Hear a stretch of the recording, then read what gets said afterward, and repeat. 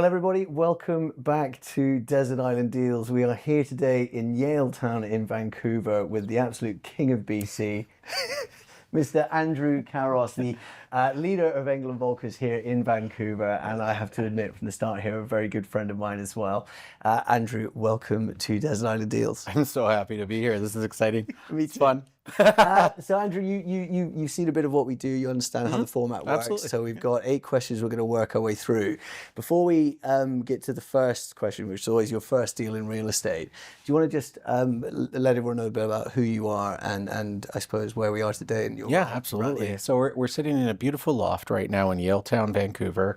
It's 1155 Mainland. Gracious owner. I just want to say thank you to them for letting us in. Michelle Porter, amazing advisor that works in our office. And we're just across the street from our Yaletown location, which is at 1152 Mainland. Yeah. It's a gorgeous day. Gorgeous day. Winter in Vancouver and you're getting sun and cold. This is exactly perfect. Well, look, let's kick it off. So how many years have you actually been in real estate? I got licensed in 2003. So that's 20-something years now. I think you get to a point where you need to stop counting. It doesn't even matter anymore. Yeah. But yeah, I started in the business in 2003. I was previously living in Victoria. My father, who is in the business, has been in the business for a very long time, Greg Carros. He had retired and moved to Europe, to be honest. And he actually spent some time in London and got back into business. And he had made a transition back into the city. And it just it was like an alert bell for me to think, if he's going to get back into the business, maybe there's an opportunity. And it's kind of where it all started. It's kind of a really long story. I don't know if we really need to go into the whole thing. But bottom line is, again, things happen for a reason. So you kind of follow my instinct. And so 2003, you're working for a brokerage or? So you were saying your first question is going to be about your first purchase in real estate. And I think that the first purchase I made in real estate is what got me into real estate because I was doing it for myself. Okay. I was kind of, call it a young entrepreneur in Victoria, but too young to know what I was entrepreneuring. Right. Does that make any sense? Yeah. Just wanted to entrepreneur. Yeah, I was meeting people. I knew people. I said yes to every opportunity that came my way. I loved living in the city and I had done quite well for myself. I was working, multiple jobs as a young 20-year-old and just trying to dig through. And at the time, kind of an alarm bell went off in my head that I needed to do something, to try to set yourself down. And I had no intention of leaving Victoria whatsoever. Well, you said do something more than you were doing at the time, something steadier. Well, when you're, so this is interesting. I think a lot of people, when I look back at being young, you're just rolling. I said, it's like one thing, you just say yes to the next thing, you say next to the next thing, and you just do your best for everybody, and opportunities will find you, right? And so if you know how to be out in the marketplace. So I didn't finish university. So this is one of the most consistent themes I'm coming across in speaking to people with unbelievable experience in real estate. I count myself as part of that crowd. I didn't finish university twice, so then so I doubled down on that. I could have probably told you when I was in about grade 4 that I wasn't going to really excel in school. I struggled with it quite a bit, and but I never struggled with people. I never struggled with circumstances. I never struggled with anything else. And hard work. I mean, sure, I like to work. So real estate, you saw that as like, okay, this is a... Well, what actually happened is I decided that I needed to, when I said I needed to do something, it's like as a young person, I wasn't in school. What was going to be my business? How was I going to make money? I had to figure that out, right? I mean, my friends who went to university, they go to university and then they would have a law degree, so they become lawyers, or they get a medical degree, they become doctors. When you don't have a degree, you have to figure out what you're going to become. And so what I did is experienced as much as I could to become whatever I could. I was fortunate enough to be able to put a little bit of a down payment down. And at that time, you could do a lot more with that money. And when I started going through the experience of buying a house, I called Mark Owen Flood, who was my realtor at the time, still a realtor in Victoria, very nice guy. My dad had used him before, so I wasn't talking to my dad about this idea or anything like that. I was talking to Mark. And Mark said to me at the end of our process, because I bought a house quite quickly, I was like, well, that was easy. That was enjoyable. And now I own a house. Wow, maybe my dad was onto something. I never thought I'd ever get into real estate like that, because people who are born into real estate typically end up in it, but don't want to aspire to it. That makes sense. Yeah, that makes sense. And so I basically thought I could do that. Like, I have all the skill sets to do what he did. And Mark asked me if I wanted to. He's like, get your license. You can come work for me right away. So And he had his own brokerage. he worked for a brokerage. He was an agent, a really good agent in town, and good reputation, did good business. Was he much older than you? Was he similar? Yeah, he was like, I think Mark's my father's age. I don't actually know, but I from a younger generation's point of view, he felt like, I'm getting good sage advice from somebody as a professional in the industry, which is, again, the most important thing. He showed me the process. Yeah. Right? And he showed me that the process doesn't have to be that hard, and that it can be extremely rewarding on the other side. And I'm guessing, Alex, but I think that was the moment in my life where I started making the consideration, but it wasn't until about a year. Like, I had my house in Victoria for about a year before I made the decision to move back to Vancouver. Okay. So sorry. So where the property that you bought was in Victoria. Oh, Victoria. Okay. I had no intention of coming back to Vancouver. Yeah. So Victoria's on Vancouver Island, which is confusing to anybody who ever comes here. So we have Vancouver Island with Victoria. It's the capital of our province. It's a beautiful little location. So highly recommend going to Victoria. I never thought I'd leave. It's a smaller community. I grew up in Vancouver. I knew a lot of people over there, and I got into the business of knowing people very quickly in Victoria. So lots of opportunity when you know a lot of people. And how soon did you go from working with this chap and sort of building your experience to then looking at working with your father and This is the thing. I think you're misunderstanding me. I worked with him to buy a house, but I didn't work for him. No, I'm talking about. Oh, sorry. Okay, sorry. So you worked with this guy, Mark. Okay, yeah. He suggested to me, you should get into real estate. Essentially, is how it worked. But he was saying, come and work for me. Yeah. He offered it to me. He's like, you could come work for me. Casual. I mean, it wasn't like a real job proposition or anything. I think he just was like, your dad's Greg Carros. Yeah. You seem like a nice kid. You're a young man who's buying his first house. Yeah. You must know what you're doing. I think that's how he felt. Yeah. Little did he know that in my head I'm pretending to be something. Still trying to figure it out, right? Like everybody else.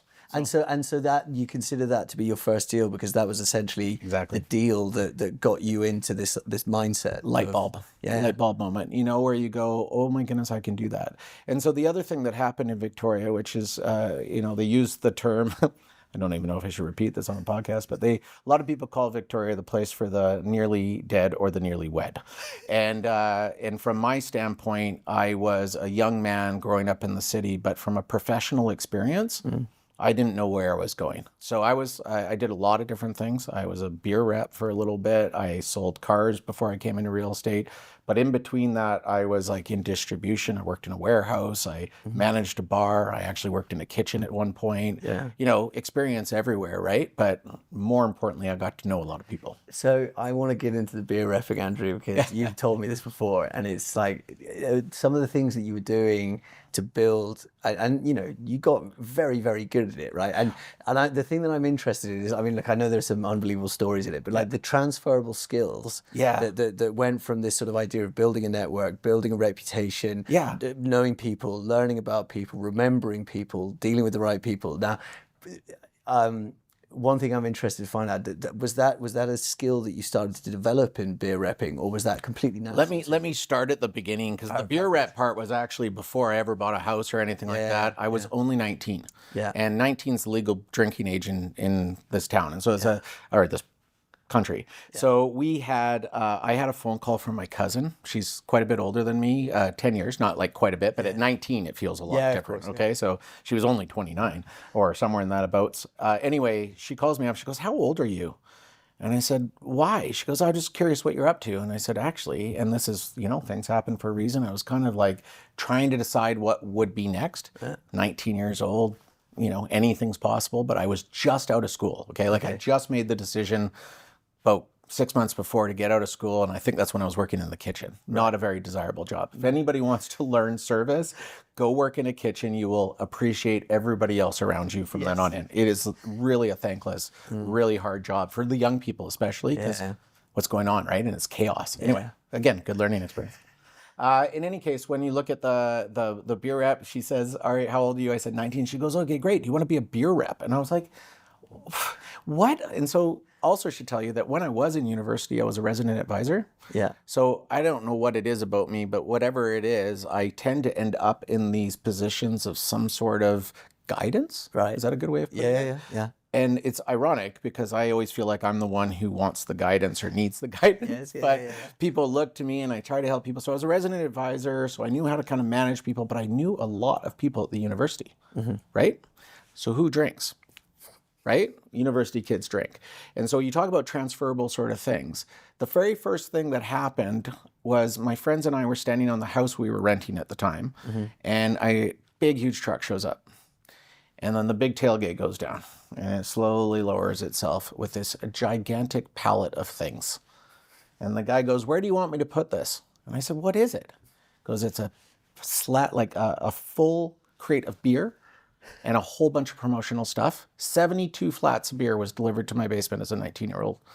And I called my new boss now, who hired me. The story how I got the job actually is probably better than anything else. But there was a lot of applicants, and I was the last one. And somehow I ended up with him the whole night drinking. And by the end of the night, he looked at me and he goes, "Are you good?" And I'm like, "Yeah, I'm good. Are you good?" He goes, "Yeah, but we got to talk in the morning. This is insane," or something. Because everywhere we went, I knew people, and I was only 19. And he's like, "What is going on right now?" And I had that blessed night, Alex. I mean, it's not like I knew that many people, but everywhere I went, right? And so when he called me, and I said, "What do I do with this?" He goes, "You're the one that knows all the people." So that was kind of he goes, "Just go for it." And so this is it's just you. You're the beer rep. Oh, this beer was nowhere yet. Okay, it was microbreweries were just becoming a thing. It was called Tree Brewing Company. It was like cool logo, kind of a cool thing. Nobody knew about it. Yeah. So I had a fresh slate. I mean, this is like a perfect example of when you get into the real estate business and nobody knows what the heck they're doing, and you got to just get out there and figure some stuff out. Yeah. And the very first thing you want to do is make it known that you're in the business. Yes. Right? Yes, you have to let your crew know. So the very first thing I did is told them to send me 3 kegs of beer so I could have a huge party. Right? Invited all the university students. Yeah. And I told them that if I throw you parties, in return, every time you go to a bar in this town, no matter how many times you go up to the bar, no matter how many times the waitresses come up to you and ask you for a beer, you ask for a tree. I want a tree beer. And they'll say, you know we don't have tree beer. And they would do it relentlessly for me, my friends, right? Because I was giving them free beer, I was having parties, and it was fun. Okay. And so then my boss, who was a great guy, but he wasn't in town. Like this company was in another place. I was a 19-year-old just left to my own vices to sell beer. And there was 1 keg when I started, 1 keg a month being sold in the city. And so I had to get up to like, gosh, I think it was like 75 kegs a month or something like that in order to make any money, like not even to. And so the long and the short of it is I connected with people. I would go to clubs. I would bring 30 people to a club. My lineup was bigger than the lineup for the club. And the manager would be looking at me going, "Are you serious, Andrew?" And I'm like, "You're the one who wants the business, you know?" And I kind of play it in this way of, look what I can offer you, which is a lot of people. And I also knew people in the bar business because the kitchen I worked at was at a bar. I was now sort of helping with them at the bar as well as a bartender. Yeah. I just knew everybody. And I went into every single pub that I could, and I would schedule myself so that I was going in around the same time of day. And I wouldn't talk to the managers because no manager wanted to talk to some kid who was selling some beer they'd never heard of. Yeah. But they would listen to their staff. Right? And so I'd go in and just hang out with the staff, have a beer, tell them about my company, maybe give them a t-shirt, always leave them 6-pack. But when I left, just to say, "Hey, take this home, try it." And I would take notes in my book. This is before we had like, documenting on a computer or anything like that. Not that we didn't have computers, but it was definitely, I had a binder, and every binder, every page in my binder was a different bar. And every time I left the bar, I'd write down the names of the people that I met and what we talked about, right? So that I could come back in and I'd be like, "Oh, hey, Alex, how you doing, buddy? How was that golf match you went on last week?" Right? And you're like, "Holy cow, how does this guy know?" And so I would just continually try to work on the staff. Yeah. And the staff, what would they do? They would want to introduce me to the manager, and they would be the ones working for me. So they would be like, "Why do we have that tap? We don't even sell any of that stuff. Give Andrew a try," right? And so this slowly started working, and I slowly started working my way up the island. And, I wasn't lighting the world on fire, Alex. I mean, it's a hard job. I mean, and people don't know. No, but you're 19, right? I mean, I was for a just going for it. 19-year-old, Yeah, it was awesome. But it's also like you built something incredibly successful for someone who's not. Because also like it was a very short period of time. Unfortunately, I wish I could have found out how I could have done in that job. But 6 months in, the company went public. Accountants took over. The sales guy was like, you and this other gentleman, I think he said in Calgary, are just like skyrocketing as far as like how you're doing. Yeah. He was doing something similar to me, which was quite interesting. Okay. And just shows you though, like the trick to sales isn't sales. The trick to sales is relationships. Yes, totally. It's trust. It's were you aware of that when you were? Was this like a strat? Were you sitting in bed one night thinking, right, how am I going to sell this beer? No. Was it this? This was like it just comes to you like, okay, I understand. Because it's very strategic for a 19-year-old to think like that. I only figured out how strategic it was later. Yeah. Okay. Okay. So like while I was doing it, I was just trying things. I had no education in sales. I had no education in business. I had no education in any of these things, but I had education in people and I knew a lot of them. And so what you have to do in any sales or any entrepreneurship you do, you got to figure out what your best quality is and you got to go with it. Yeah. And you got to use it effectively to stay interesting and to have people want to talk about you. Yeah. And so what I was doing was just trying to make people talk about me. And who doesn't talk about a guy who's walking around little place like Victoria with like a crew of 30, going into every bar and just peppering them with, give me a free beer, even though they don't have it. Yeah. And the manager's like, can you stop them? Can you stop them? And it's like, no. I'll buy you beer. No, I said, you can stop them by putting my beer in here, like, and I wish I could have seen how I go. The only thing I really got as a result of it was about 25 pounds that I never really ever seemed to get rid of. I really enjoyed that space. Yeah. It allowed me to just be free and try. And, thank you to the people at Tree, my cousin and everybody for just like allowing a 19-year-old to give it a shot. So that's interesting. It's because you loved the freedom to go out there and make things happen for yourself. So you immediately enjoyed that you were building your own plans. No one was there telling you what to do and you're figuring out for yourself. These elements of it, right, are that because you do a lot of coaching, a lot of... Oh yeah, now I do, yeah. So those are things that you're conscious of that for your personality type, being given the freedom to go out there and figure stuff out for yourself. Like you give someone the tools, you give them the beer and the merchandise but outside of that... Well, I think they did something really smart. So I was the 7th interview. I know that for a fact. My cousin had said they're interviewing 7 people. You'll be the 7th. It's right at the end. Meet him here, all this sort of stuff. And I knew that everybody they were interviewing was experienced. This is a decent job, but I also knew they'd be worth something more. Yeah. And so I knew as a young person that this job they could give to me for way less money than anything else they're going to have to pay anybody else, right? I was also going to give them an enthusiasm that nobody else had. Yeah. Nobody else had a young guy running around that's tied to the university like I was, unless they were using it for like a promotion once. Yeah. They would go and hire a few, servers that would come to an event, right? And but they were never engaged in it. And so what I liked about it, Alex, was that I was creative, okay? So I just did what I felt was right. I had nobody looking at me, and I was getting a lot of really great feedback from like the people at the distribution place who couldn't believe that they were delivering as much as they were. They thought it was hilarious. They were like, Andrew, what are you doing? And I go, I don't know. Like, I really didn't know. And that's the lesson. I didn't need to know. I needed to do. So the hardest thing is to do. So did I have a hard time getting up in the morning to go and do those regular appointments?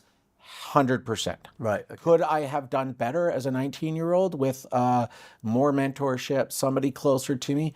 100%. Yeah. But was I on my way in my first 6 months to figuring this out and being able to do it in a way that maybe I could teach other people how to do it? Yeah. Yes, as well. Okay. So you got to any opportunity anybody gets, and I tell this to every realtor that ever comes into our office, like the failure rate of an entrepreneur, forget real estate, forget anything you're doing, is really high. Yeah.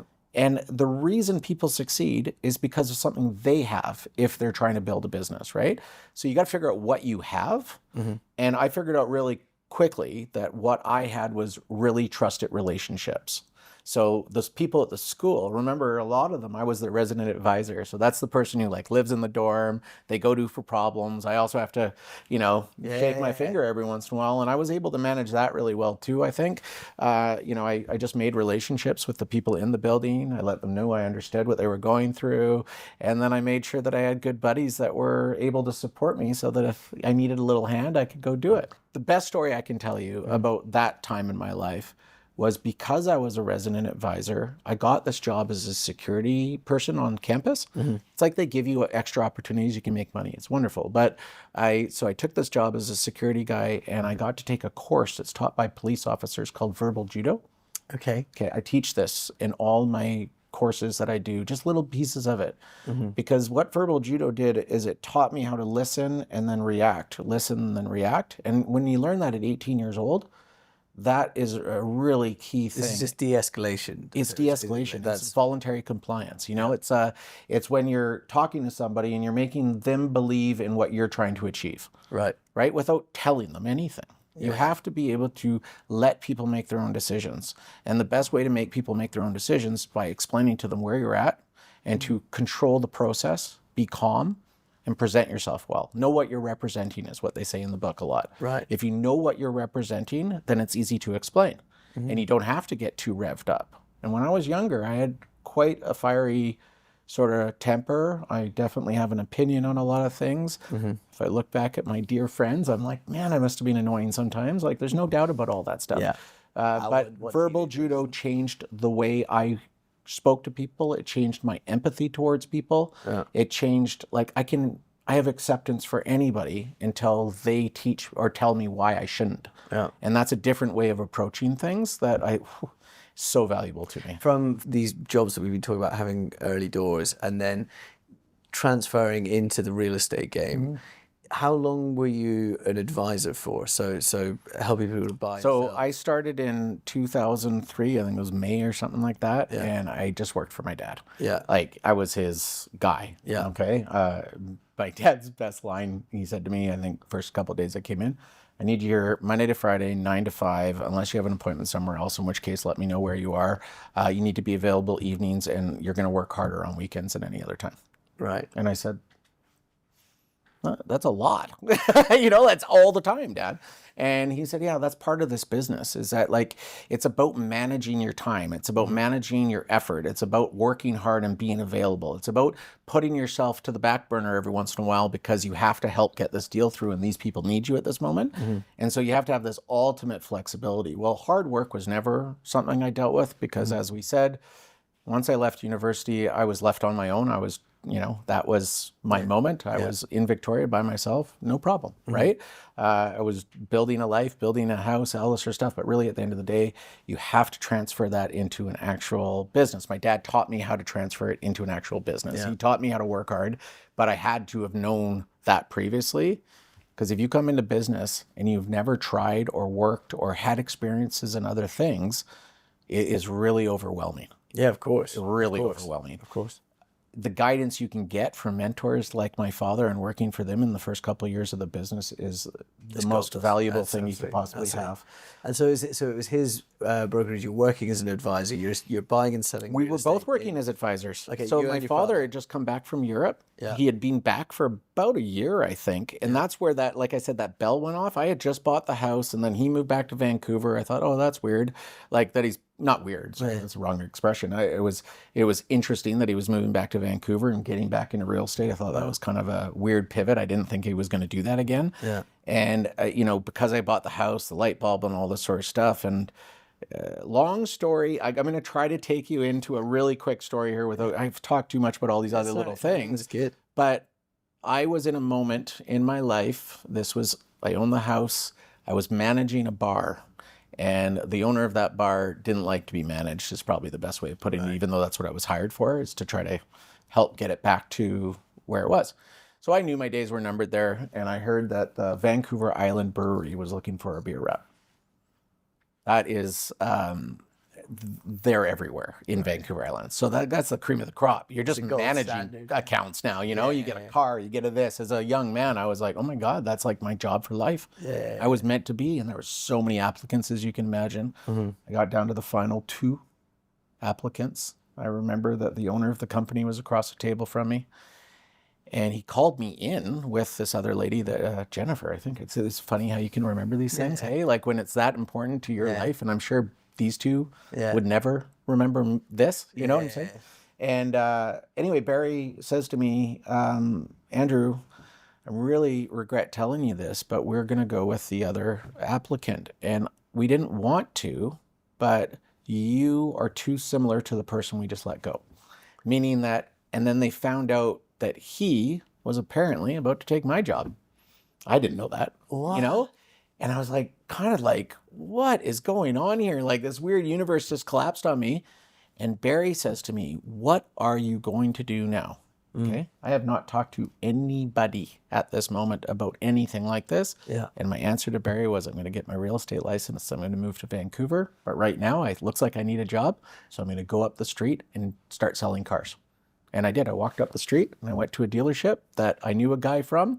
And I walked into the manager's office and I said, hey, are you looking for people? I hear you're looking for people. They're always looking for people in car sales. Like you can pretty much, you know. If have you always been a, like, oh, this is what I need to, I'm just going to go do it? Only in certain moments. Are you like, a procrastinator? No, yes, huge. You are? Yeah, like a gigantic procrastinator. Okay. But when I feel an instinct or a moment's right, or there's always a feeling people have. I think you need to learn how to acknowledge it. Yeah. There's a great book, Malcolm Gladwell has a book. I read all of his silly little books. Yeah, I know. But everybody, it's like everybody quotes Malcolm Gladwell all the time, including myself. But Blink is a book he has. Yeah. Have you read that one? Yeah. So that's about learning how to basically use those innate sort of instincts that you have when you're a baby. Yeah. And so now it's not like I read that book when I was younger or anything like that. But if I look back at my history, I've made some really quick, rash decisions, and they've worked out really well, but I'm typically a very guarded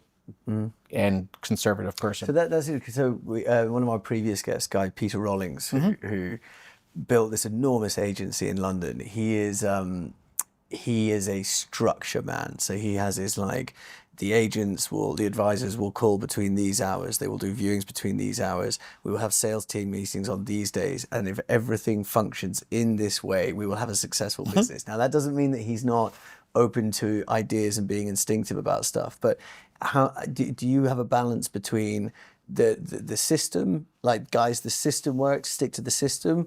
Or what's the balance between that and gut and your feeling about, instinct? Nowadays, okay, like if we're talking about present day, system, planning, knowing what you're doing, what your directive is, how you need to learn the business, more important than ever. Has to be in your schedule. When I started in the business, I would say that we were able to sort of orbit around mentors. We were around each other personally quite often because you would go to the office. I was telling a story just yesterday at my sales meeting that, I remember when I first got in the business, which was not long ago, we had to walk into a specific room to access the MLS. And there was a bunch of computers in the office that all had this private access. And so you'd sit in a room around other realtors that are in your company, and what are you doing? You're talking. You're like sharing information. You're like, did you see this one? Did you see that new listing? And you automatically learn because you're around each other. And I had so much opportunity to be around people. And nowadays, I don't think that you can just watch what other people are doing and kind of float with it, which is what I swear I did. But doesn't mean there wasn't a structure to it. I knew exactly how to get through a deal. I understood negotiation. I understood what my, ultimate goal was to, support the client, sell the house, or buy the house for that matter. And it was never a problem for me to find the right information when I was younger. And they gave me such good advice with these magnificent mentors that I had at that company. In large part because of the privilege I had of growing up at that company. My dad owned it when I was a kid. And so when he kind of left and went to Europe, he had already sold it to Lynn Sue, who has it now, and she's great. That's a great company. Still today, still a very great company.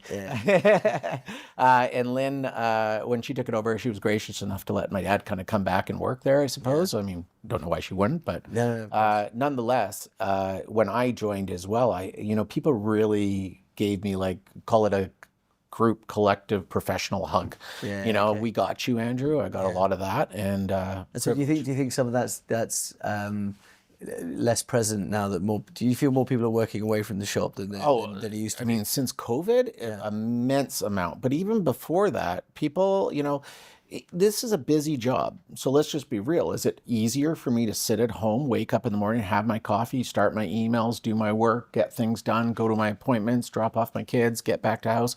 This stuff is easier to do in your small network. But the problem is, that's important for you to manage and balance your life and have the greatest accessibility to whatever you can.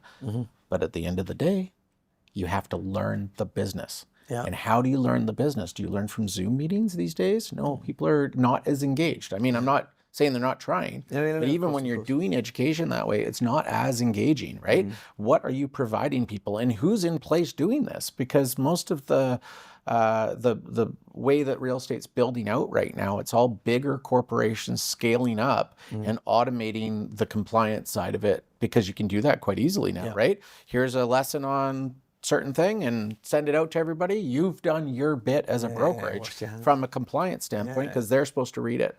But who's making sure they read it? Who's making sure they understand it? And so at the end of the day, we have a lot of confusion in our marketplace. And I don't think it's because people don't want to try, but they're not around each other as much. So they're not naturally learning by being and hearing and getting the information. And so what we try to do here, which is the same as everybody over the history of time to make realtors successful. So it's not something different, okay?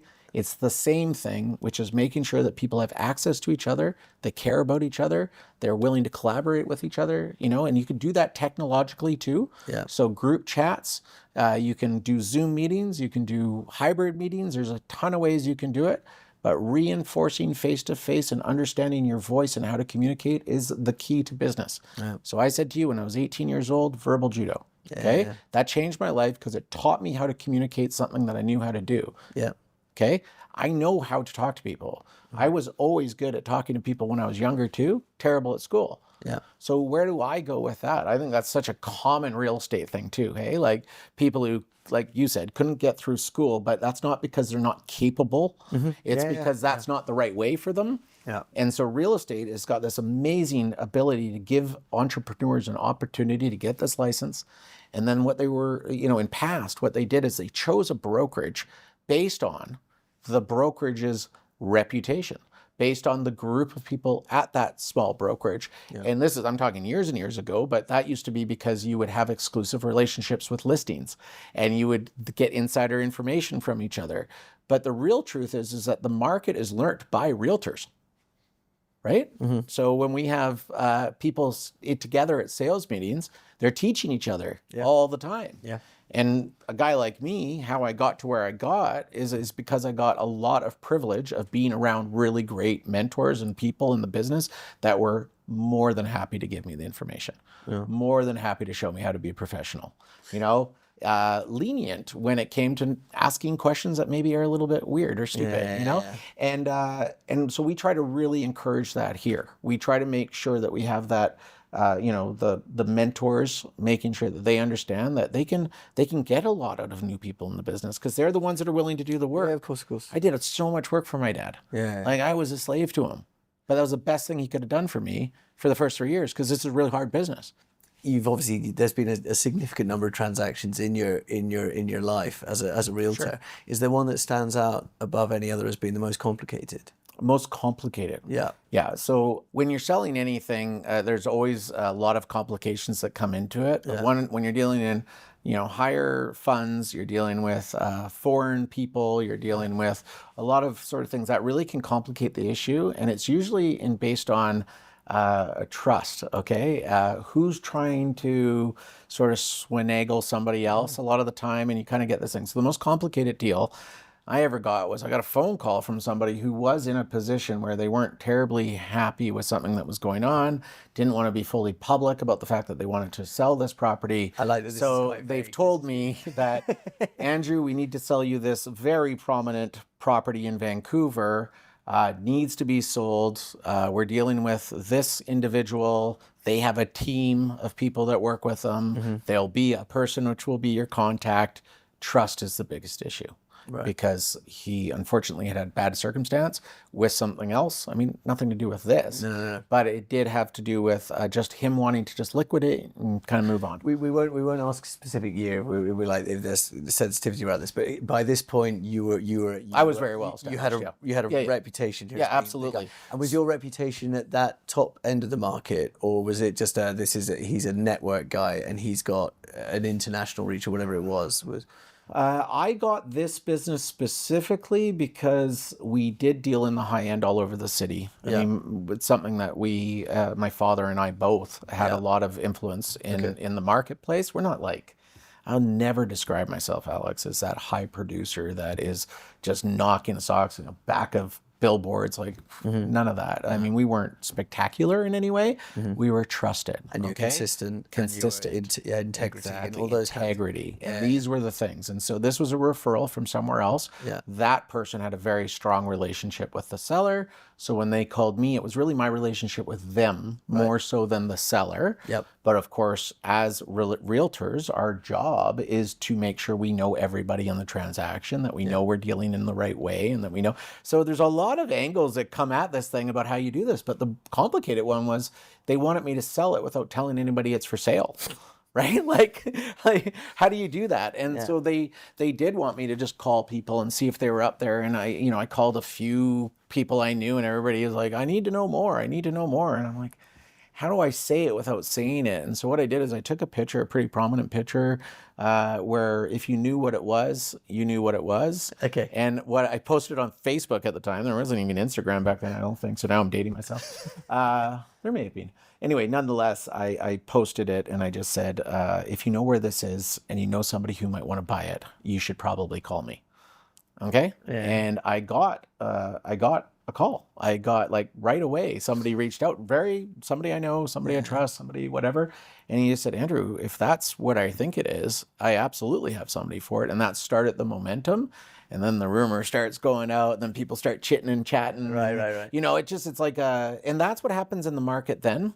That would be way harder for me to pull off now. Of course. Because other people would want to use that listing to leverage themselves. They would want to just get in for the sake of it. Whereas I felt when I did that, I knew how to monitor the people that were going to get a hold of me because I knew everybody. This is obviously a prominent piece of real estate in Vancouver that had to be sold under the radar in a very discreet way. But you're thinking that would have been more difficult today or almost impossible? Because I think that if I had put the post out like I did in today's world, I would have got a ridiculous amount of people that just wanted to come in and showcase it. They would come in just so they could see it. They would come in so they could post it and get followers and so on and so forth, which is, I mean, it's part of the business. I'm not saying that you shouldn't be allowed to do that, but understanding how to handle a high-end transaction with a discreet sort of tone to it, where you're taking care of the client's needs first, you're making sure that their wishes are being respected. That's very important in the model of transactions. And I find that everybody wants to be involved in those transactions, but nobody wants to put the work into learning how to do these transactions in an efficient way so that everybody feels very well respected. I mean, if you want me to, I'll tell you how that process went on this property, because I think it's really important. I had a buyer that was interested. Another agent brought him back forth quite a few times, wrote an offer, very low offer, wasn't going to be accepted. Totally understandable. Like you knew this other agent well. I knew the other agent. No problem. No problem. This gentleman, you kept looking at the suite. I did notice that like 4 or 5 times he came by, he always seemed to be with a different date, was sort of got a bit of bravado, nice guy. I'm not trying to make any claim, but when you're like paying attention to stuff, I didn't feel he was going to be the buyer. Okay. Right. I felt like he was trying to look like the buyer. So we got another person who kind of heard about it. And then right away I said, well, we're already working on an offer. And they didn't believe me because they're like, well, it's not even on the market. You said, I said, I understand that, but I do have an offer, which I did. And I said, and they're coming back to see it again. Well, when are they coming back? And I said, oh, tomorrow. So after that appointment, I get the phone call from this other person and they say, did they come back? And I said, yeah, they did. And they want to come back tomorrow at night. And it was summertime. So that was 10 o'clock at night. Okay, fine. I don't mind. This property at night, absolutely want to come see it at night. And it's 10 o'clock to be dark. then I'll be here, you know? Yeah. So left my house on the Friday and I went there and I went up and we did the showing and it was like an hour long. Okay. Yeah. We come down the elevator, we're walking through the lobby, say goodbye to each other. Everybody's like, and the gentleman who was buying goes, we're going to be calling you tomorrow. That's what he says. We're going to be didn't say I'm making an offer or anything like that. I said, oh, no problem. Thank you very much. And I turn around and who's sitting in the lobby at 11 o'clock at night? It's the other agent with her client who is interested. And they wanted to figure out whether or not I was lying. Was I just pulling their leg? Because they wanted to buy it. I didn't know to the extent that they wanted to buy it. Yeah. But there was a lot of good reasons for them to want to buy it. Yeah. But they first wanted to figure out if I was for real. How does that make you feel, them being there? Like, you all right with you? Like, okay. Why would I care? I turned around, they were there. I was like, oh my gosh, what are you doing here? I was surprised. I wasn't even like, I'm like, and then I realized what's going on. I go, what's going on? I go, did you not believe me? And I just pulled it out, right? I mean, I never have a problem telling people what needs to be said. Yeah. I'm not scared of situations because I know what I'm doing. I'm not scared of getting caught in a lie because I'm not lying. Yeah. Do you know what I mean? Like, you know, but that was something that I struggled with in real estate, is that if the poor reputation of other agents 100% coloring my reputation in someone's eyes before they even had a chance to get to know me. And I used to struggle quite a lot of the time with for example, one time I was taking a chap to see a new build property and I sent the wrong floor plan, which was bigger than the one I was meant to show. And it was a bit accident. And we came to see it and he's like, well, this is not the same thing. And I was like, yeah. And I checked. So sorry. And he was like, well, you guys all do this. You wanted me to come and see it. And I took it really badly. I was quite upset by it. I know. But then it was interesting when we talked to when we were interviewing with Paul Benson. He was saying it's one of his superpowers. It's just like washes off him. And it was the realization that I came to in that afterwards. It's like, do you know what? It's not me. It's them, and it's I can't account for other people's. Whether it was, I'm not saying they were a bad person, but whether they had a bad experience or whatever it is, and it's coloured their opinion, I can't control that. No. But I didn't think of that at the time. It was, I was trying to like reassure people of who I was. Realtors are always trying to be something instead of themselves. Like the best realtors are the ones that understand what they've got in front of them, what their skill sets are. Lean into those skill sets, know what your weaknesses are. Don't try to be everything to everybody. Like, you'll never look back at my career and I would never tell you that my advertising was why I got all my business. Yeah. I barely advertised. Yeah. I barely put anything out there. Yeah, it was all, well, word of mouth. Sometimes it's because reputation. Yeah, I would advertise properties. Yeah. I just wouldn't advertise myself. Yeah. I don't think I ever put an ad out that was just like, Andrew, like it was, so there's a way to approach this business, but it takes time. Yeah. And the problem we have in the business right now is that people look at it as a parachute. Yep. Whereas when I was an entrepreneur, I think I hit them. When I'm an entrepreneur, young guy, I knew the work I had to put into it. I had no expectation I was going to succeed. Yeah. Right? Now they come in with the expectation that I'm, as a manager, or the managers of offices in this world, are responsible for your success. Yeah, but they're independent contractors. But we also can't control what one contractor does to the other, just like we can't control what one company's model might be for whatever to another. You have to focus on yourself.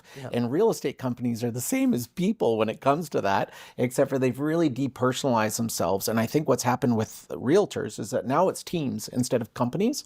And the teams always have an individual mandate, which they should, because the team leader is running their business.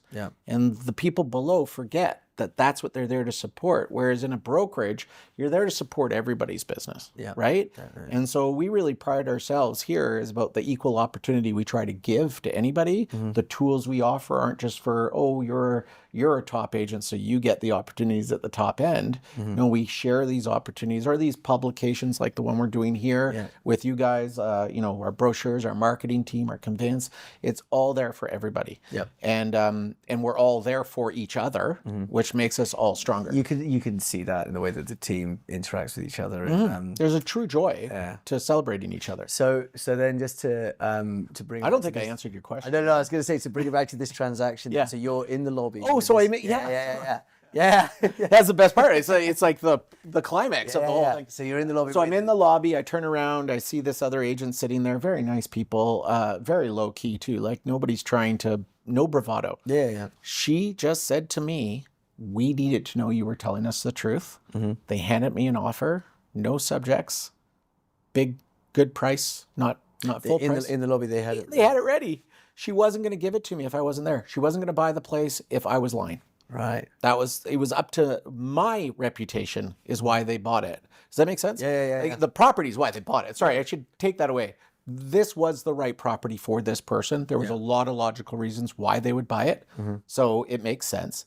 Yeah. But they didn't want to be played with. No. And I get that. I would never want to be played with if I was in their situation. So I would never lie. With again, just Paul had mentioned it, these high value transactions, people with this kind of money have the ability to walk away. They also want you to give it to them straight. They don't have time to waste. Okay, so when they're doing something, they have a lot of things going on typically, a lot of people coming at them, and they need to know that whatever's happening around them is getting dealt with in the right way. So this was probably close to 11:30 midnight now on that day. Well, my client wasn't in the country. It was actually the perfect time to call. Yeah. I got his associate to come down, and we did a call in the lobby. And I think it was great because he goes, Andrew, do I take it? And I said, I would. He goes, great, send it over. And again, that's a trust, right? Yeah. And so whether or not, could I have got more? Could we put it on the market? It doesn't matter. The circumstance we were given, the directive I was given by my associate who was trusting me with his client in this scenario was to be a lot of integrity, trustworthy, somebody that he knew that when I called and told him, yes, he knew he could trust my tone on it. Yeah. Just like the buyer, believe it or not, it was the trust she had to have in the process too. Yeah. So that's what we've lost in real estate is everybody's always trying to mistrust the other person, including the realtors a lot of the time. And that's because they don't know each other. Yeah. So back in my heyday, I can't believe I talk like this. Like how old am I now? But in my heyday, when I was really selling real estate at what I say was my prime, nobody else's prime. We're all individuals, right? Yeah. But what I felt good with, I knew all of the top realtors in the city, and I would assume that if you asked most of them what it's like dealing with Andrew, they would say that he knows what he's talking about, but he's always nice and friendly to work with. Was that also a particularly significant transaction for you to do? We are asking about it as well, sort of what is the most significant transaction? Yeah, so that was really significant. It did lead to a few other opportunities I got. Were these other off-market opportunities? Not necessarily. This is the best one I got from there, okay? Somebody had posted it somewhere. Anyway, this gentleman calls me. I'm in my car coming to work. And are we allowed to use bad language here? Absolutely. Okay. So warning to anybody who's listening, I suppose. But I get this phone call and he goes, I hear you have this listed. And I said, yeah, I do. He goes, you must be fucking good then. And I said, I am fucking good. What are you? And this guy goes, well, I have something out here and blah, blah, blah. And I said, listen, man, I am more than happy to come out there and talk to you. I can tell that you're a really direct person. Is that how you want me to deal with you? Was this a market you knew? No. Okay. No. And I told him that. Yeah, I said, I don't know that market. Yeah. I know this market. And yet he still wanted me to come out. Yeah. I still got the listing. And his wife said to me at the end of it, I've never heard anybody talk to my husband that way. But thank you. Yeah. Because we got it done. This is sort of a mirroring thing there. Yeah, he needed it. He needed it. He wanted it. That's the other best part. It's not like he was mad at me for talking that way. No. He's like, I love this guy. He's just going to give it to me straight, right? Yeah. Not for everybody. And he'd heard about the deal you did. So were you allowed to advertise that you'd sold it after it had happened, or just word permeated through? What happened was it permeated. Yeah. Okay, so it became public, and within 2 months. Or whatever it was, and timelines are all blurry, but whatever time it was, basically it was commonplace. And the people that we knew we didn't, he was trying to just kind of not complicate things with, they knew too. So at that point we were okay. So I think it was that I was given the permission, still exclusive. We never put on the MLS or anything. Yeah. But I think I was allowed to put an ad in a publication, and this gentleman saw that publication, and so he was calling because of that ad. Okay. Anyway, the point is that it's significant because anytime you do a significant transaction, people pay attention. So then you have a story to tell. the more stories you have to tell with the experiences that you have, the more opportunities you're going to be able to handle. So I'd be interested to know, Andrew, we've talked about some incredible transactions, some incredible properties that you've got, but do you think you could pick out if there's one specific property in your life that is the most significant piece of real estate in your life? Yeah, well, the most definitely right now, the place that gives me the most happiness is in 2020, COVID. Okay. When everybody's making their, dream changes and everything, I made a lot of changes myself. And I bought a cabin up in 70 Mile, which is in the Caribou in the interior of British Columbia. Okay. It's a lakefront property that is my sanctuary. It's just a small little cabin, but beautiful view, great lake, great people, great community. Yeah. And what's interesting is that, like, I already see that my future could very well be in a small community like that. Like, really? Oh, it's had that much impact on your life. Well, I don't know what it is, but like I love. You hear me use the word community a lot. Yeah. I like the small community. I like to know that you can make an impact around you, and there's places that you can go where they need people to make an impact in a good way, like just volunteering at the certain thing or whatever the case may be. But what's happened, which is so interesting, is because I have this like love affair with it up there, you will attract the business. And so now I've been given these amazing opportunities to actually list homes up in that area. So I don't sell in the city anymore. But we have 3 properties up in the Caribou. I've got a ranch. I've got 2 ranches, actually, and one of them's spectacular. So it's called the Four Hearts. Still actively, even though let's not on a day-to-day basis. I don't call it active. I'm not running the same way that I used to, and I always would co-list any properties that I'm listing. But what this network has availed us to do is to have direct contact with some of the most influential people all over the world. We have publishing opportunities. The GG magazine just came out, and they featured 4 Hearts in it. So, I mean, it's spectacular. This is the one you're working on with Chris. Yeah, Chris Burns, yeah. And I mean, Chris manages kind of the listings and kind of where they go and stuff. But, I'm out and about a lot. I've spoken 5 or 6 times this past year in different parts of the world. Yeah. So I'm able to personally be in front of the right people, actually talking to other people about this sort of business. Yeah. In a rural community like that has this like 4 Hearts is spectacular. I look like anybody should go look at it. It's just look up 4 Hearts. There's a website about it, and it's 6,000 acres. It is like endless land. It's got an equestrian facility. It's got private lakes, horseback. I mean, if you wanted to live the dream, you could live up there. And so what's happened and why this is most significant for me is that kind of happened by mistake. I have a neighbor across the lake who actually asked me to list his home as well because he can see that these properties up there are kind of lost, like especially the higher end, the luxurious, the kind of the resorts, and the real estate's fun up there, like for me, you can see it. Like, I bet you can see it. Like if I'm watching the camera, I'm getting excited because, and that's the truth is as a realtor, you need to be excited about what you're doing and how you're doing it. You need to be authentic in that excitement, and you got to give your all to doing something more than other people could do. So, I don't want to take business from people in the local area, but these certain homes or certain properties need more exposure. You know what I mean? Yeah. And, but my intent over time will be to be a part of that community. I think I already am trying to be a part of that community as much as I possibly can be. But that was always my dream. And it comes from a property my grandfather bought on Bone Island. When it was just Bone Island's 20-minute ferry ride from Vancouver. So this sort of wilderness this isn't a long way away. My cabin's 5 hours away. Okay. Little bit longer. Which is not that far in Canada, as far as I can tell. No, I mean, it's barely up the province. If you look at the province of British Columbia, I'm probably this far up of it, and it's 5 hours. People don't realize how big we are. But this Bone Island is Vancouver Island, or Bone Island is just a ferry off of West Vancouver. So it's actually a municipality, essentially, of West Vancouver. I mean, it's like right there. Yeah. But back when my mom was a kid, Bone Island wasn't developed. And so my grandfather had like an escape that he bought over there in Hood Point. And it's like that area is now one of the most affluent, like high-end places. But the point is that every summer my mom and I got to go and experience something that I think as a child, that's the most valuable thing I ever got from them. you know, Yeah. that peace and freedom of being somewhere different and experiencing something different and getting on your bike and being able to go wherever you want, whenever you want, you know, having freedoms like that as a kid, I think are really important. I think we're losing it here. So it's like going back 25 years in time when you go to these cabins out there, you know, and it, like the communities are different, the pace is different, the technology is different.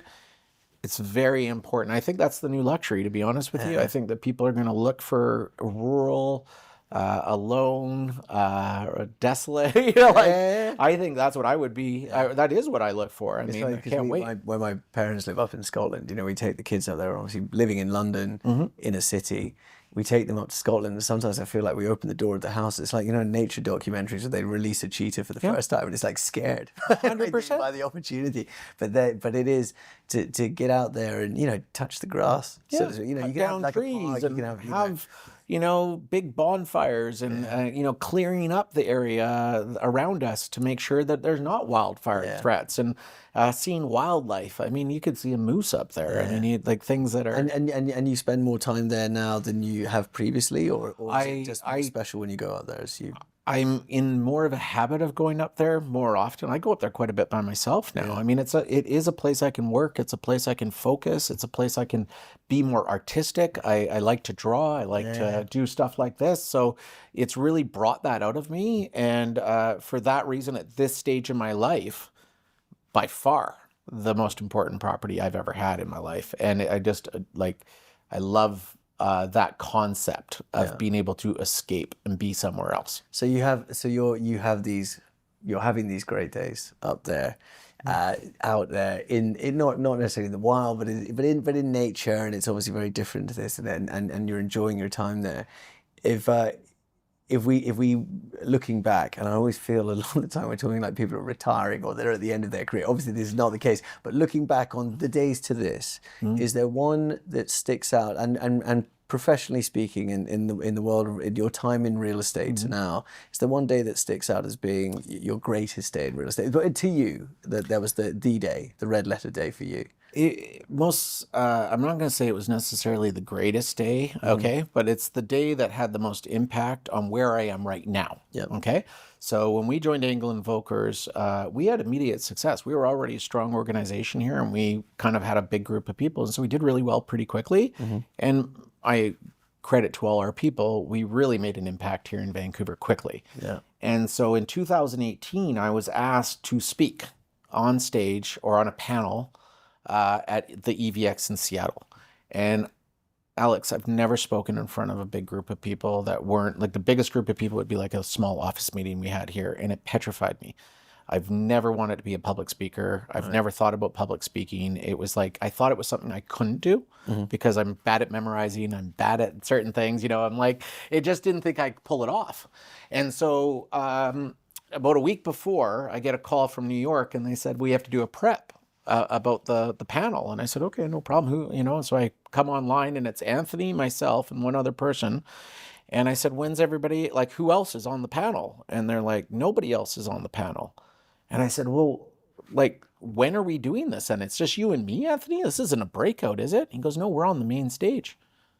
I said, what do you mean we're going to be on the main stage? I didn't know we were going to be on the main stage. He goes, yeah, I'm going to open, and you're the first person that we're going to talk to in front of everybody at the very opening of EVX. This is being pitched as like an interview between you and Anthony? Or yeah, I misunderstood because I did not think I would be nearly important enough or interesting enough to talk to in that capacity. I also wasn't the manager of the office at the time.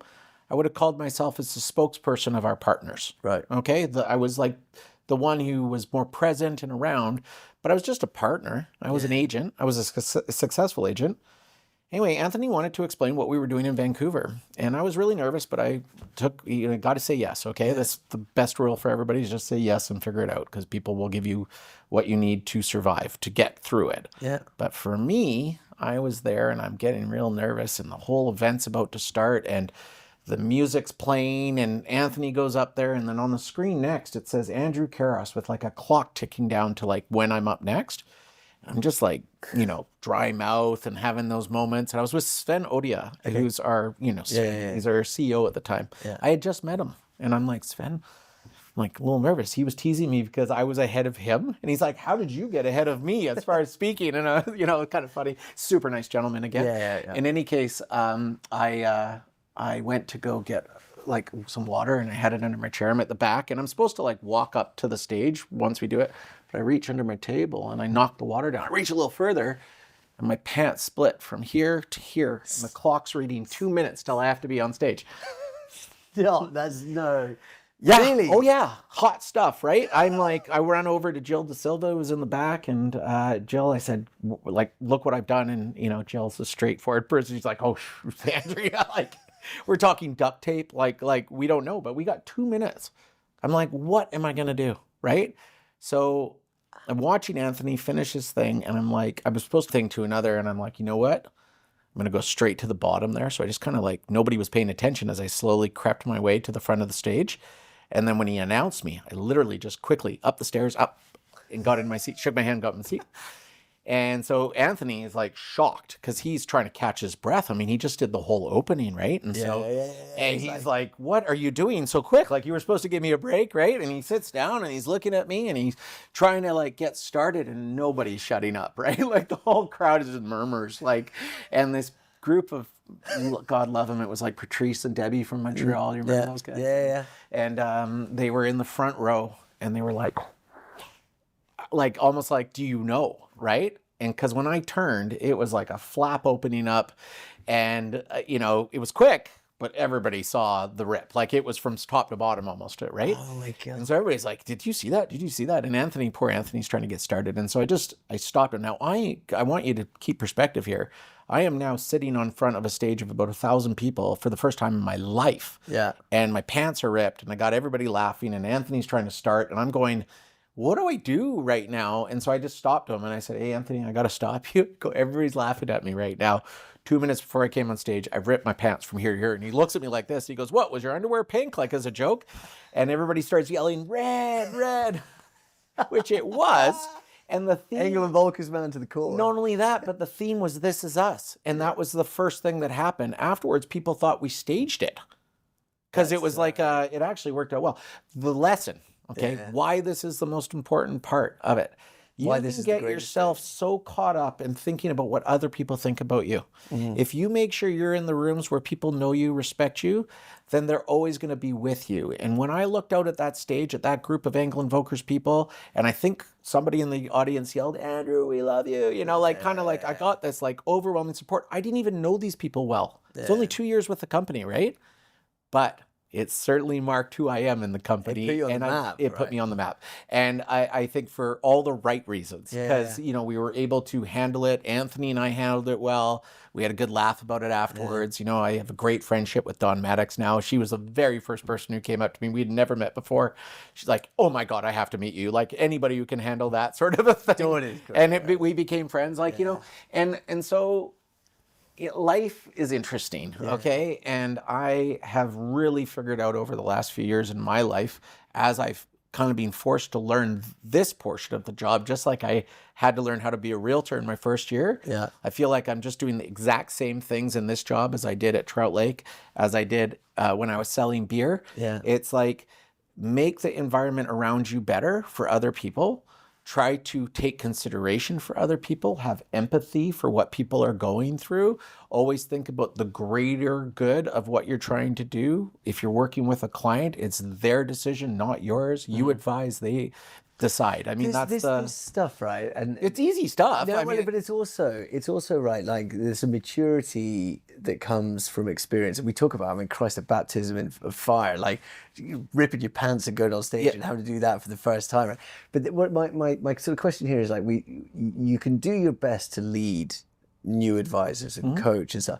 I mean, the things that you're talking about there, the joy that you get from helping others now, the way that you're able to brush off certain things that happen. Do you think that there are a few people who come into the game new and they have it already, but the majority, it just time. You talked about it took time to like build your network, build into the business, take like these things. There's no substitute. We talked about trust and being one of the biggest issues in the business is trust, right? Yeah. And so I find it quite ironic. A lot of people still have a very hard time trusting me when it comes to this, because every single office that they go to or brand that they go to right now, you know, if you want to apply and work there, they'll let you try it. I mean, it doesn't mean that they don't have compliance or that they won't let it. And there's obviously everybody's got their model, but for the most part, it feels like the agent gets to decide where they go. Yeah. And so my big thing, Alex, is that setting up and managing expectation when you come into the business is the best thing I can do.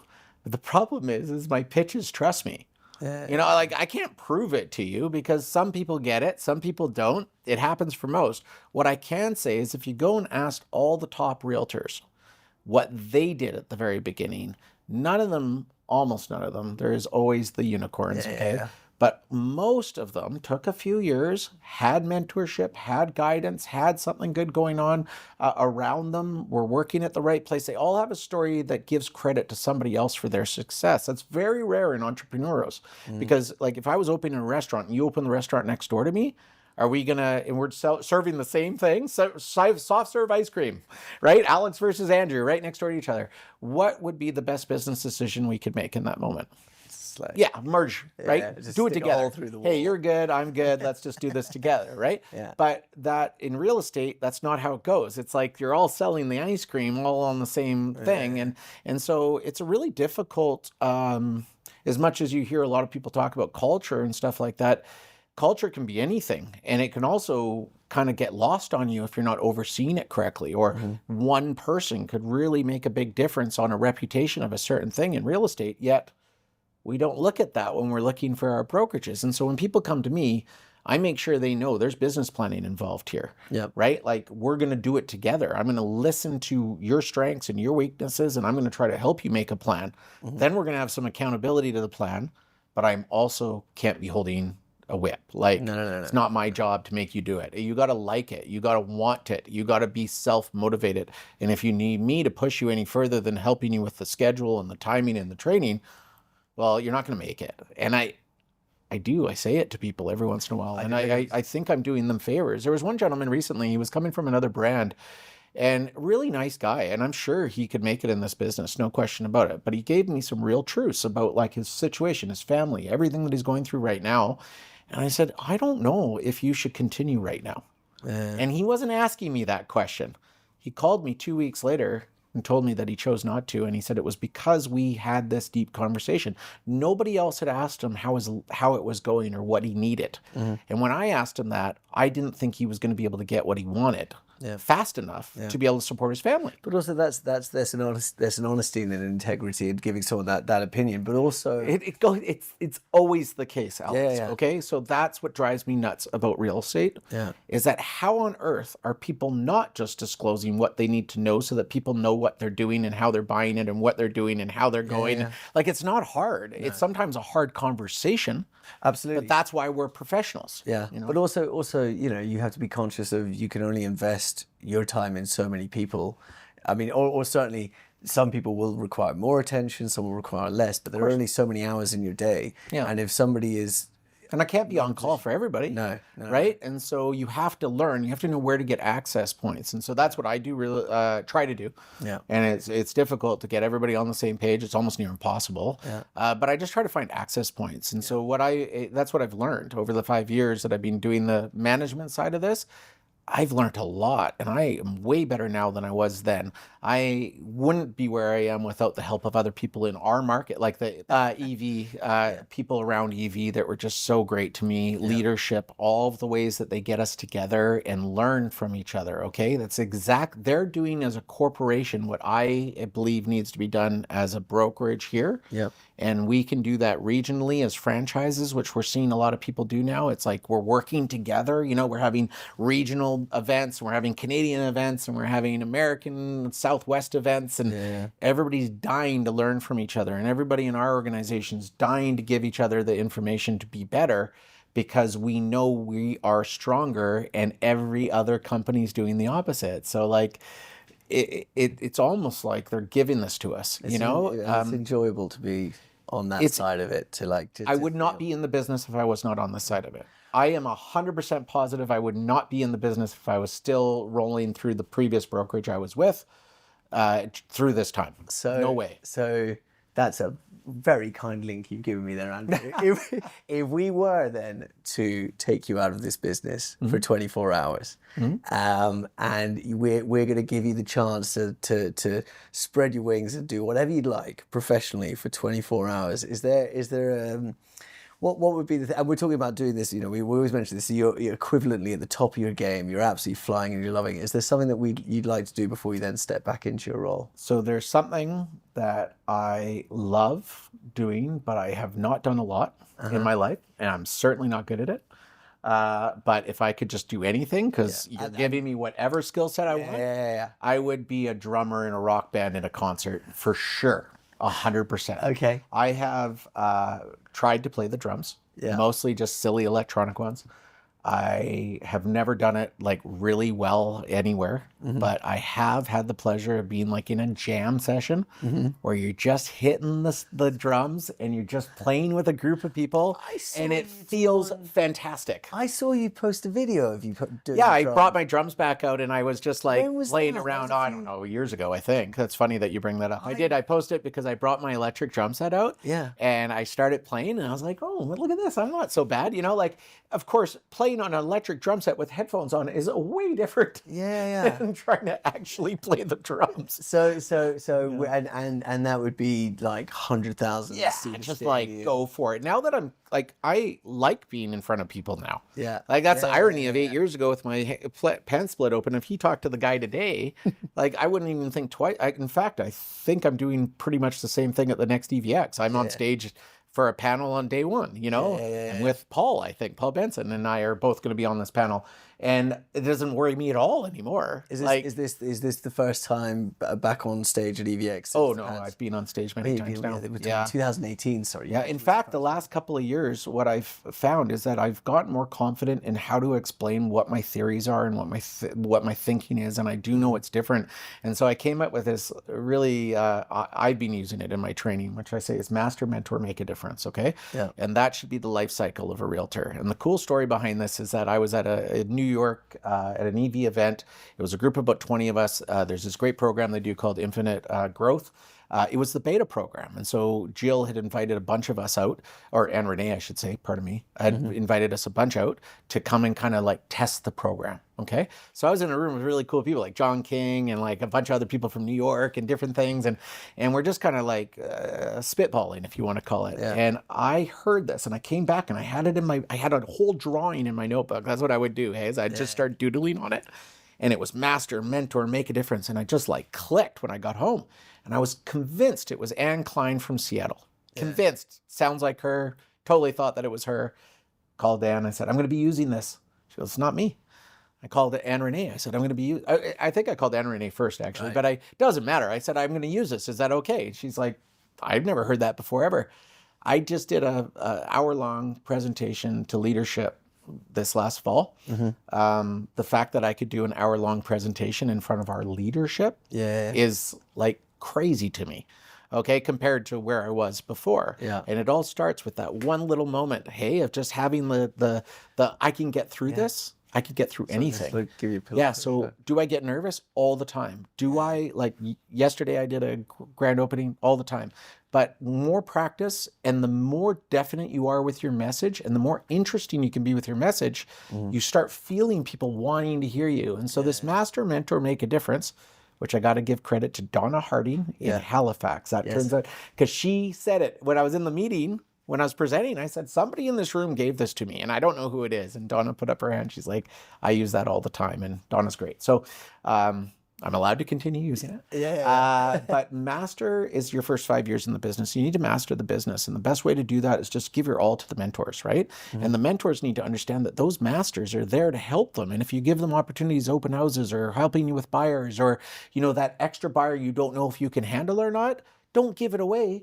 use it with these people, help guide them. In return of them doing that work, you're going to give them information, and vice versa. They're going to help you make money without having to do as much work.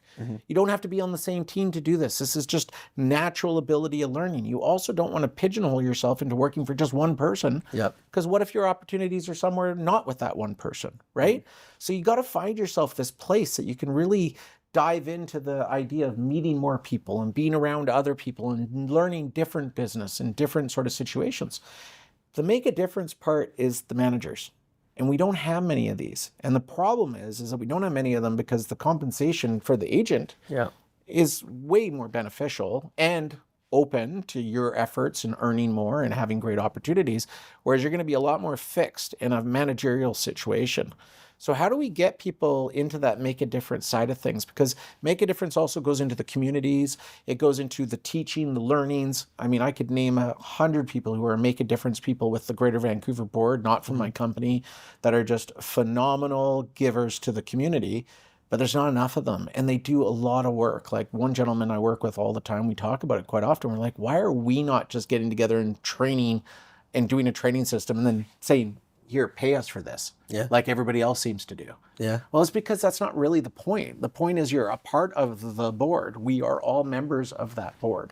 And all of us should be working together to try to be better and to try to teach each other. And so I know how hard he works at that. I try to be a member of every panel I can possibly be on. If anybody needs my advice, I've talked to the province of British Columbia. I've talked to City of Vancouver most recently. I will give my truthful, direct, straightforward opinion so that they can take it into consideration anywhere. Do you feel like you're slightly fighting the tide? Oh, we're all fighting the tide right now. Like it's the world is fighting a really horrible tide right now. The world, okay? It goes down to everything. Right now, corporations, unfortunately, are they're kind of like, they can get away with a lot because you can't really do much about it, and you're kind of forced to use them. But small business right now is struggling all over the world, and so this is a thing. It has to do with the people that are willing to put the time in to do the work. Not necessarily for the financial gain, but for the gain of the community, the gain of the city, the gain of the industry, you know? I mean, I don't want to be negative. I mean, I told you before, like, there are things you've been talking about that you do that I think I would struggle with, this idea of like, oh, okay, I will donate more time to the greater good. I mean, we were talking as well about younger people coming into real estate that perhaps feel it's going to be given to them, or also wanting to be more focused on building their personal brand on social media rather than building their personal network. Is that, I mean, does that feel like a battle that can be won in that regard? Like I can tell you that in every single year I've been in real estate, there's a battle. Okay, there's always been a battle. I remember when we went from, I think I told you the story of the room that everybody would have to go to get on the MLS. When it became public, that was a battle. People were like, oh my goodness, how are we going to handle this? Everybody has the access to the information. I said, that doesn't matter because people don't have access to the market knowledge. But nowadays, the realtors aren't trying to get the market knowledge. They are just sitting back trying to do the promotion. And the market knowledge is what we get paid for. We get paid for the strategy. We get paid for the moment of helping somebody through a problem, right? Directing them in the right way, having that handyman that can kind of come to the rescue. You know, that's what realtors do. We're just concierge service. I think the trick to real estate is I think we need to move away from selling it as if it's a sales business and start offering it as a service, okay? Because like accountants, they're a service. But accountants help you manage your money and your investments the same way that we do. So why would they have to have more certification? And if we are not allowed to answer, which is a lot of the thing with our organization, they say, well, you're not an expert as an accountant. You're not an expert in taxes. You're not a legal expert. So you got to be really careful about answering things that way. Understandably, it makes sense. But I should also, as a realtor, be able to answer those questions legitimately without feeling like I'm going to have something come down on me or somebody's going to blame me. So we're always the first to be blamed for a problem, but we're the least responsible for most of the problems because we're really there managing everybody else's transaction pieces, right? So if I could give you a magic wand or the ability to make instant changes to whether it's the US or Canada or the whether it's a regulatory thing or a qualification or what is there something like, if there was one thing that you could implement that you think would change those things of agents coming that are more incentivized to work within a certain structure of working, or an ethical position or integrity or the knowledge of the market? Or so this is sort of a weird way to answer this question, I think, but I think that brokerages should have a minimum amount that they have to take in from an advisor for certain services. So if you're working in a brokerage that just has a virtual no office space, it's going to be cheaper. Fine, I get that. But allowing people to just be in the business for basically no money and no responsibility just means people can hang around, right? And so the other problem we have is leadership, right? And compensation models for leaderships. The reason why we don't have money in the brokerages is because the splits and everything are more conducive to the agents now, which is because there's more people and there was volume, but the volume's gone away. So now we're a lot of people fighting over a much smaller piece of the pie, and the people that are kind of on the outskirts, maybe not being monitored as much, they're the ones that can dive in and out of a transaction and cause a problem because they don't know. Okay. So at the end of the day, if we had a minimum charge for being in the business, and that would also come with a minimum qualification for the brokerages that are charging this commission, then we would have a higher level of responsibility to each other. We would, the brokerages would be not fighting over each other. Like, that's an issue. Like, people ask me, what do you do for recruiting? I hate the word recruiting. Like, I run a business that should attract the right people for my business. And if those people want to talk to me, I'm all ears. We're going to have a nice, long conversation about the business first. Then we're going to get back together at another time and talk about how the business and our company might help their business. Their decision is a business decision to see if we're the right place to help support their business. They should figure out exactly what the percentage is going to be. I mean, if you're opening up a restaurant, how much profit would you expect to have in your first year? Right. Okay. If you're opening up a restaurant, what's the first thing you're looking for? A location. You need a menu. You need systems. You need staff. You need like brand. You need like, you would never expect to just open and have it all handed to you. If you were a lawyer, you would never go from law school directly into a law firm and then automatically be defending a murderer, because that would be insane too, right? We need to learn this stuff a little bit differently. So let's say an arbitrary figure, $500, or let's say $100 a month. Okay, just arbitrary. I don't know whether that would have, but let's say there was this was implemented.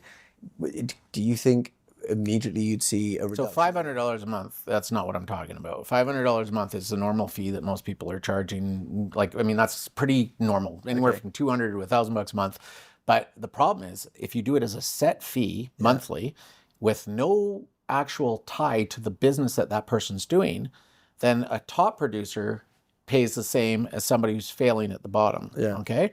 And that doesn't make sense to the business model of this industry. Okay. But also, if they're not giving a piece back to the company, then where's the company's motivation in helping them be better? The company would actually be more motivated at having people that aren't as good, but more of them. Because they don't put any strain on the business. They don't have deals coming through. A top producer only paying an X amount per month, that's a lot of strain on the brokerage, because they're doing a lot of business and they demand the business, and they should rightfully get the service based on the fact that they're doing more. But it actually becomes the opposite effect to that brokerage. It's the irony is so thick, right? And so people are trying to build these brokerages out too far, I think. And so the percentage has to be, I think, and this is like, I don't even know if I'm allowed to talk about this stuff. I think they call it collusion, so we should probably figure it out. It's just an opinion, but I think that if somebody had to understand that, like 40%, and not to the brokerage, but 40% of your operating costs of your incorporated business, which is you as a realtor, should be going towards your business. Right? And people are trying to do this business when they're paying like 5 to 10% back to any organizational anything, all their advertising, everything. They think all the commission should be coming back to them. The reason why realtors get paid the way that they get paid is because we should be investing in the product that we get. And we invest before we sell. So we don't even get paid until we sell, right? So we're taking risk on it as well at the same time. But you should also be running a very strategic business. Like you have a responsibility to that owner to run a very responsible business, right? So your business needs to have advertising. It needs to have a process. You need to do time at open houses. You need to get all the documents. You need to pay for those documents if you need them. You need to go to City Hall. You need to spend the time. Right? So you need to do all of these things. That's the job, and that's what we should be paid for. But the company should be supporting. It should be more of a team effort. And I think that we've lost the brokerage model to a team model. And the team model is now being lost to a multi-level marketing model. Okay? And the reason that's happening is because we've lost the volume. Okay? Volume is how we make business. There is no real estate. If we don't have sales, there's no money for anybody. So listings, we could have every listing in the planet. If none of them are selling, nobody's making money. We're only spending money. Right? And so I just think we have to really change the context. I think it's almost criminal to let people into this business right now without better understanding what they're getting into. It's not fair on them. It's not fair on them. And I feel terrible. I've had people come to me and I'm like listening to them tell me their story and I'm like, I'm sorry. I'm sorry that this is happening to you, but you're in a tough spot right now.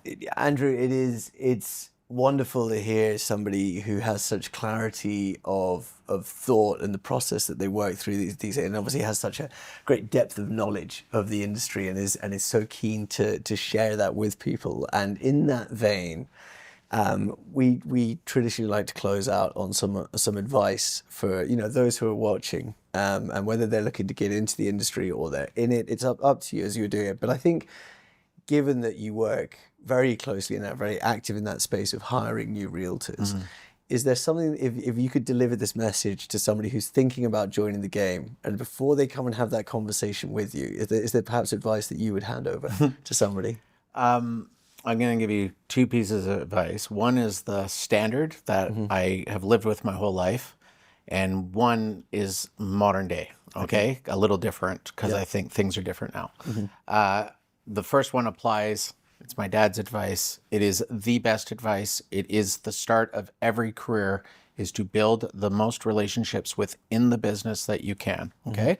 I want to explain that one for a second because when I got into the business, I worked for my father. That's privilege. I had a privilege. I try to share that privilege. That's why I like to give so much. It's because I feel like I got it so over the top, when it comes to that. So I share the same way. And you got to be around people that want to share and want to see you succeed. So you got to really look at the whole structure of what you're joining as a group, because you need multiple opportunities, multiple mentors. You don't want to just follow one path. And if you do follow that one path, i.e. become an assistant on somebody's team and all that, make sure you're on a team where that person understands that your job is to build your career. You're an independent contractor, that there's going to be a time you're going to grow past it.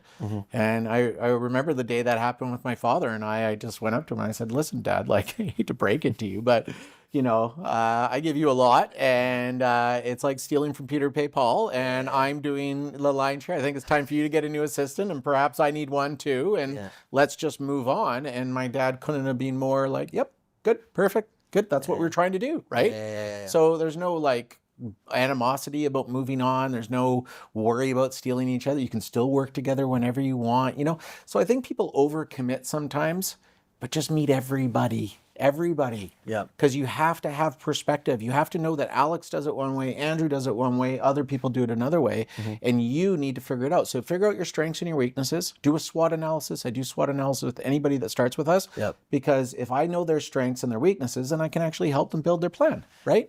On that, and I think that is great advice, but within the business, okay? So if you were going to give practical advice about how somebody goes about building a network of other professionals, so were you thinking like events? Is it open houses? Is it going to every social event, every training event you can go to?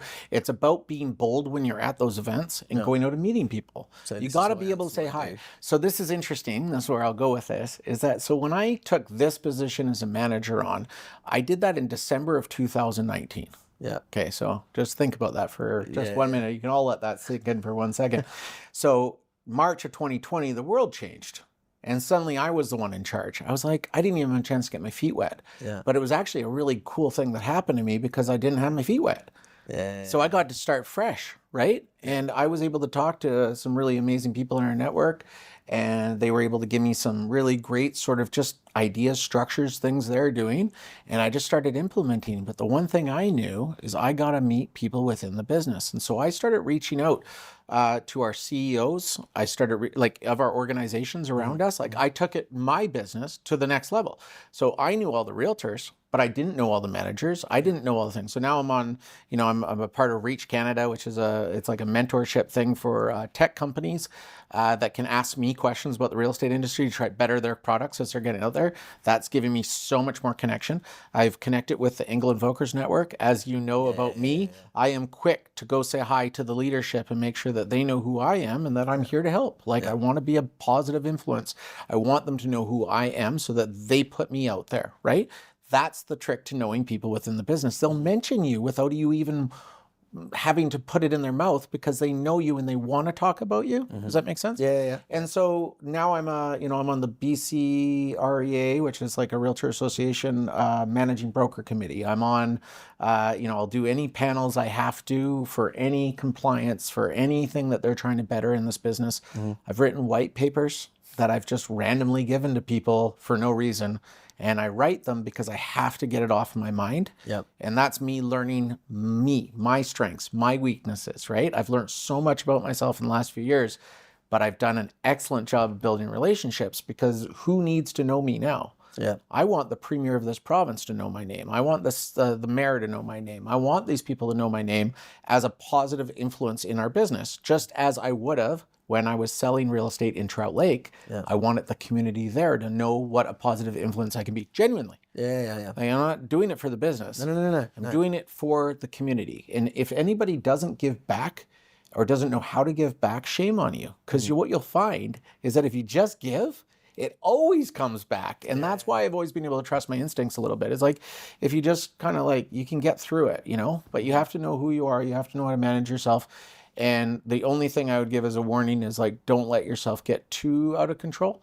I did go through a period of time where I definitely burnt myself out before I became a manager. It was partly why I did that role. Yeah. And so another reason why it's important for me to be in this role is I can actually see it in a lot of people. And we have a lot of really prominent realtors in our office who have young families now, and they're just getting into that time in their life. And that's a huge shift. I know it. I went through it.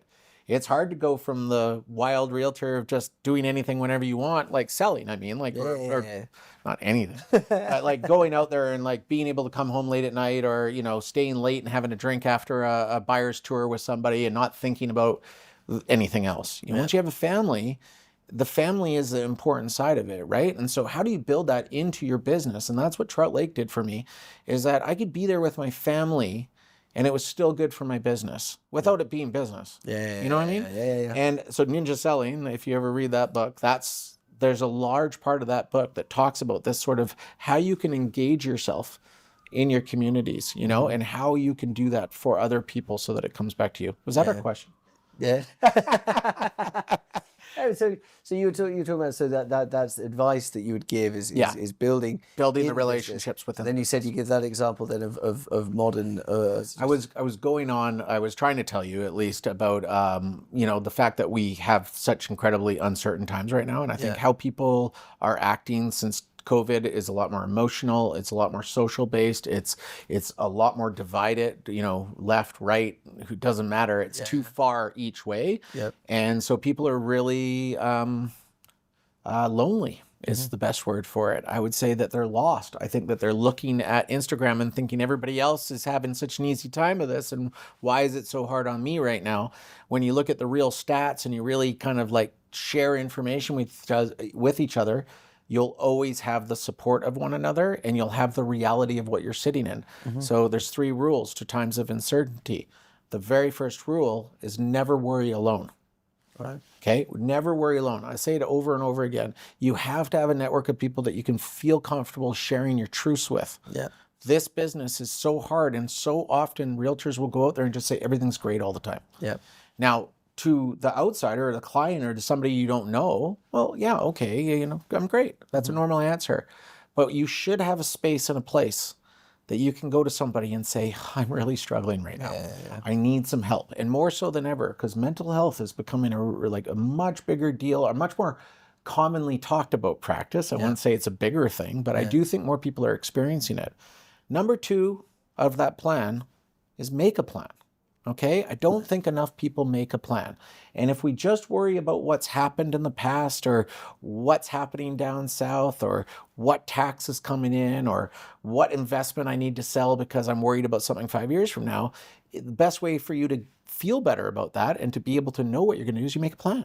Yeah. So if you're looking forward instead of backwards, your positivity will be much better. And tomorrow's always another day. And I'll always ask you the question, like, how many bad days have you gone through? All of them. Every bad day you've ever had, you've gone through. And you know what? Eventually a good day's come, right? So we need to make sure that we have a plan to get us to those good days. And we have to be able to say that part of our plan is that not every day is going to be perfect, right? Not everything's going to go perfect. And that leads to number 3. Always the hardest, the most hardest, but the best trick I think somebody could have in their bag right now is being able to let it go. Not ignore it. Let it go. Other people's problems are often put on us now. Just emotionally, people will have a bad day and react badly in a restaurant. It has nothing to do with the restaurant's service. It has to do with the bad day they had before. And if we can just give people a little bit of, I use the term leniency, but that's probably the wrong word, giving them just a little bit of freedom to make a mistake every once in a while or to have a bad day. I say to my teenage daughter all the time, you're allowed to be in a bad mood. It's okay, right? Yeah. What you're not allowed to do is make that bad mood everybody else's problem. Well, you have to just accept that I'm in a bad mood. What do I need to do to help myself? But truly, the best way to help yourself is to find other people to be around, to think about what's going to come next, and to be able to let go of that thing that just happened so that it doesn't bother you. It's sort of cyclical. It is cyclical. If you let it go, then it's you don't worry alone, right? It's like don't worry alone. So let it. Yeah. And by letting it go, one of the things you can do to let things go is just tell somebody. Yeah. Okay. There's like great books out there and research out there about like even learning. Yeah. You learn better by this. Like Alex, you and I are learning better by talking to each other. I am sharing information, and every time I share this information, I am able to communicate it better the next time. Yeah. Because I am saying what I truly believe that I know, that I have in my back pocket of all the education and experience that I've had in the past, right? You know, Andrew, it's like we started doing this podcast because we wanted to show people how great we can make them. I have discovered over time that through this ability to sit down with people with unbelievable professional experience in the world of real estate and incredible stories about them. And it's nothing less than a joy to sit down and go through this stuff with you, Andrew. It's a pleasure. I truly appreciate that, Alex. We've hit it off from the minute we met each other, and we could probably talk all day. I think the most important thing to understand is that we all sit here thinking the exact same thing. Yeah. Okay. So when you talk to all these other people, and this is where Anthony, I think, really gave me kind of a little bit of the balls to be kind of like a little bit more forward, is because he admitted he's not always being able to do things. He gets nervous going on stage. You get to see the people in their true selves. And once you get to kind of get behind that curtain and see that everybody's the same, we're all dealing with stuff, and, but I'm also not good at everything. Okay. I don't have every skill set, and I don't want to have every skill set. I like being able to go and work with other people who have different skill sets than me, And so I think that that's the trick to this world right now is that people need to start connecting, being together, not worrying alone. But we also need to be a little bit more direct about what our plan is, and it has to be our actions have to be the way. Actions, not just saying it, not just sending somebody an email saying, hey, you should give to this charity. No, give to the charity. Like if you think it should be given to charity, then you got to start with you and you got to do that. And then you can help raise more money for that charity and you can really go for it. And you can have some fun times doing things like that. So like find your group, find your passion, find what makes you sort of get the excitement. And if you're around those people and they recognize that you're doing something special, then they're going to be around that, or they want to be around it. I also want people to know that I'm not some big super success story. I'm just a normal guy who got into the business, that got great mentorship, got great people around them, have experimented with my own head and my own self. I've had good days and bad days. I've had successes and down and things. I've had years that were great looking back at it, but I was disappointed at the time. You know, like I could have done more. Yeah. I could have done less. I don't know. Stop putting the pressure on you. Just live your life, you know, and it's amazing where it goes. And always say yes, and always go meet the people you think you want to meet, because it will always go somewhere. Well, Andrew, it's always a pleasure to meet with you. Oh, well, me too. Me too. That was a ton of fun. Andrew, thank you so much for joining us today. That's it. Is that it? Is that it? That's that easy. it? No problem. That's it. How many of those can we do?